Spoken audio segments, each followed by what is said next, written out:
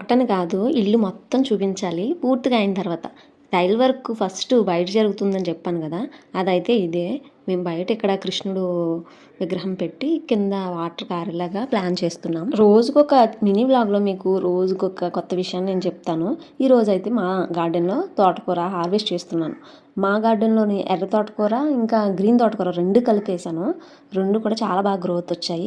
ఇదైతే రెడ్ తోటకూర విజయనగరంలో చాలా ఫేమస్. తోటకూర వంటకం ఫేమస్ కాదు, ఇక్కడ దొరకడం ఫేమస్. ఎందుకంటే వేరే ప్లేసుల్లోని కొంచెం రెడ్ తోటకూర దొరకడం రేరే. అందుకని చెప్పేసి ఇంకా అవి కూడా సీడ్స్ తెచ్చుకొని మేము వేసుకున్నాము. ఇంకా 100 డేస్ సిరీస్ లాగా నేను కూడా స్టార్ట్ చేస్తే ఎలా ఉంటుందన్న థాట్ ఉంది.